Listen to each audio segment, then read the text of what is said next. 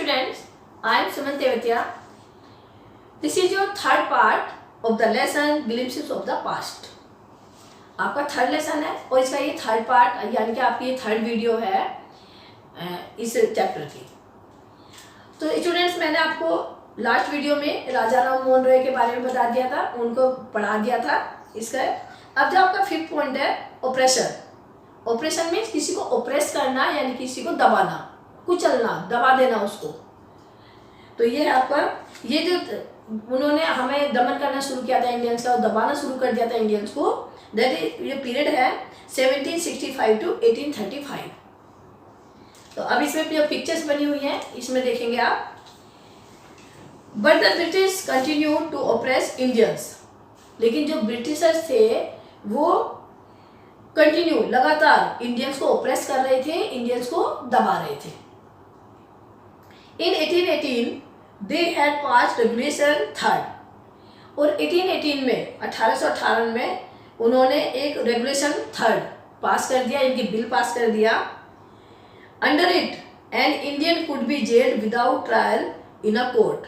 तो उस एक्ट में क्या था, उस कानून में क्या था कि किसी भी इंडियंस को बिना कोर्ट में पेश किए उसे जेल में डाल सकते थे, यानी कि जेल में डाल देते थे, बिना किसी उसे पूछे, कुछ बताए, बिना ट्रायल किए उसको जेल में डाल देते थे। ये कानून उन्होंने बना दिया था। All the time British officers in India drew big salaries and also made fortune in private business। अब पूरे टाइम जो ब्रिटिश ऑफिसर्स थे उन्हें बहुत अच्छी सैलरी ले रहे थे, हमारे इंडिया में रह करके ही ये के लोगों की कमाई से अच्छी सैलरी ले रहे थे, बड़ी बड़ी सैलरी ले रहे थे। And also made Fortune in private business, और प्राइवेट बिजनेस में भी बहुत अच्छा पैसा कमा रहे थे, यानी कि जो गवर्नमेंट जॉब में थे वो सैलरी बहुत अच्छी ले रहे थे और जो बिजनेस कर रहे थे वो बहुत अच्छा पैसा कमा रहे थे। फॉर्चून मीन्स नॉर्मल अगर लैंग्वेज क्या है तो फॉर्चून का मतलब किस्मत होता है, और यहाँ फॉर्चून का मतलब है पैसा कमाने से, कि पैसा कमा रहे थे। By 1829 Britain was exporting British goods worth 7 crore rupees to India. अब 1829 में जो ब्रिटिश ने एक्सपोर्ट किया था गुड्स, जो सामान एक्सपोर्ट किया था उससे उन्होंने कितने पैसे कमाए, 7 करोड़। उस टाइम पे वो भी, आज की नहीं है, आज की कंडीशन है कि आज के टाइम पे 7 करोड़ इतनी वैल्यू नहीं रखते जो उस टाइम पे रखते थे, यानी कि 7 करोड़ रुपीज इंडिया से उन्होंने कमाए। कब कमाए? 1829 में। Governor general Bentinck reported back home, और जो गवर्नर जनरल थे यहाँ पे बेंटिक, उन्होंने अपने वापस जा करके एक रिपोर्ट दी अपने कंट्री में जा करके। तो अच्छा, इसमें ये नीचे है, हाँ चलो, कि क्या क्या रिपोर्ट दी उन्होंने, क्या कहा जा करके वहाँ पे, the bones of cotton weavers are bleaching the plains of India. तो क्या कहा उन्होंने, bones of cotton weavers. Here cotton weavers is cotton farmers, यानी कि वीवर्स का मतलब ऐसे जो कपड़ा बुनने वाले थे उनको कहते हैं, लेकिन वो कह रहे हैं जो कॉटन फार्मर्स हैं, कॉटन इज कपास, जो कपास के किसान हैं वो अपनी हड्डियों से वहाँ के खेतों को सींच रहे हैं, यानी कि इरिगेट कर रहे हैं। ब्लीचिंग का मतलब इरिगेट कर रहे हैं, यानी कि सींच रहे हैं। जो कपास के किसान हैं वो अपनी हड्डियों से भारत के खेतों को सींच रहे हैं। ये रिपोर्ट उसने वहाँ पर जाकर के दी। और इसमें है the British prospered on the company's loot while Indians industries begin to die. अब इस तरीके से क्या हो रहा था, जो ब्रिटिश थे वो तो और प्रोस्पर होते जा रहे थे और संपन्न होते जा रहे थे, लूट मचा रखी थी उन्होंने तो, लेकिन जो हमारे यहाँ इंडियन इंडस्ट्रीज थी वो तो मरती जा रही थी, यानी कि ख़त्म होती जा रही थी, यानी कि उनका बिजनेस बहुत अच्छा चल रहा था और हमारी जो भी कंपनीज थी यानी कि इंडस्ट्रीज थी वो सब खत्म होती जा रही थी, सब मरती जा रही थी। 6 पॉइंट देख लीजिए बेटा, डिससेटिस्फैक्शन। अब क्या हो रहा था, इससे बहुत ही डिससेटिस्फैक्शन हो रहा था, लोगों के अंदर असंतुष्टि हो रही थी, बहुत ही असंतुष्ट थे उस समय जो इंडियंस थे वो। और ये पीरियड कौन सा था, 1835 टू 56, यानी कि 1835 से 1856 के बीच का एक पीरियड है। तो इसमें क्या है, education in India was in Persian and Sanskrit. अब जो एजुकेशन यहाँ पे इंडिया में दी जाती थी उस समय या तो पर्शियन लैंग्वेज में दी जाती थी या संस्कृत में दी जाती थी, उससे पहले तक जो मैकाले ने हमारे यहाँ पे एजुकेशन सिस्टम में चेंज किया, उससे पहले जो यहाँ पे एजुकेशन होती थी वो क्या होती थी, पर्शियन लैंग्वेज में, संस्कृत में होती थी। इन 1835 Englishman name Macaulay suggested a change.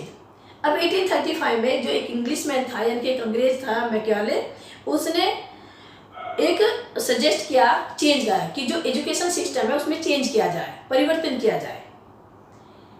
We should teach the native through the English language. तो उसमें क्या क्या क्या उसने सजेस्ट किया, क्या चेंज किया, कि हमें जो यहाँ के नेटिव हैं, यहाँ के जो इंडियंस लोग हैं, उन्हें हमें इंग्लिश लैंग्वेज में टीचिंग करनी चाहिए, यानी कि उन्हें इंग्लिश सिखानी चाहिए। जो उनकी स्टडी है उनकी अपनी लैंग्वेज में ना हो करके, संस्कृत में, हिंदी में और इस पर्शियन लैंग्वेज में ना हो करके उन्हें इंग्लिश में इंग्लिश में उनकी एजुकेशन होनी चाहिए। तो उनके जो ऑफिसर्स थे, उनके जो साथी थे, उन्होंने कहा आई एग्री, इस बात से मैं एग्री हूँ, होना चाहिए ऐसा। English education produced killer to whom the British gave petty jobs under them.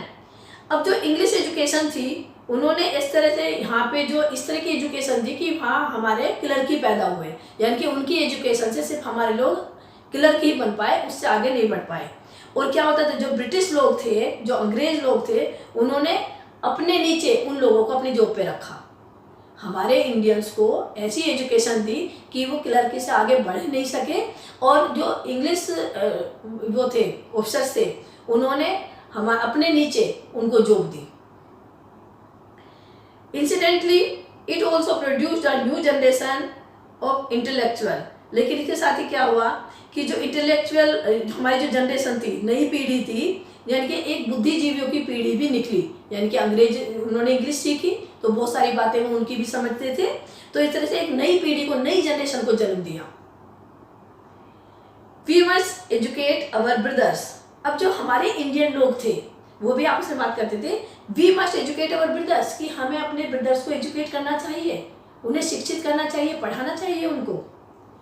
And try to improve their material condition. और उनकी जो मटीरियल कंडीशन है, यानी कि भौतिक स्थिति है, मटीरियल कंडीशन है, उनको भी इम्प्रूव करना चाहिए, यानी कि उनकी कंडीशन बड़ी खराब थी, उसमें भी सुधार होना चाहिए। है तो वे हमारे भाई, है तो वे Indians he.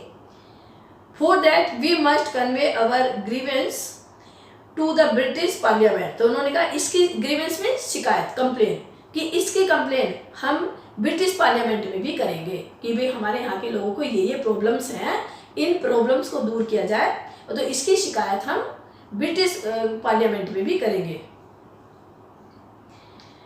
By 1856 the British had conquered the whole of India।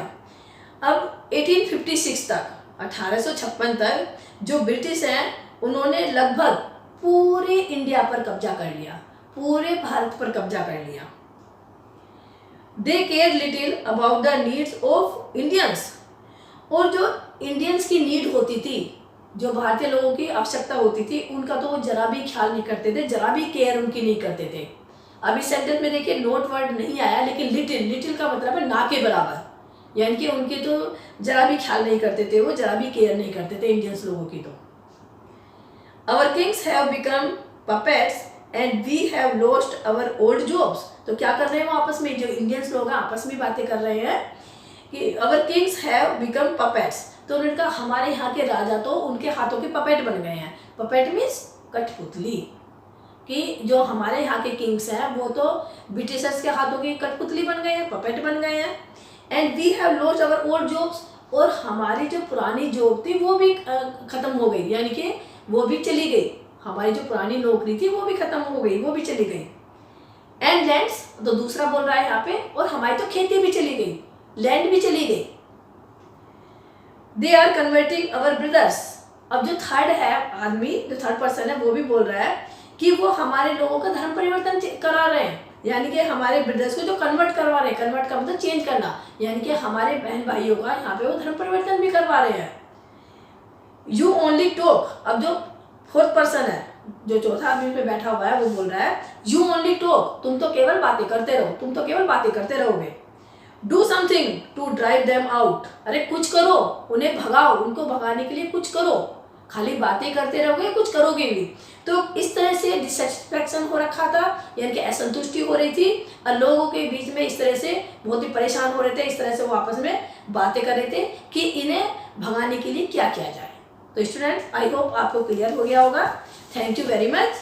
Remaining part will be covered in the next video.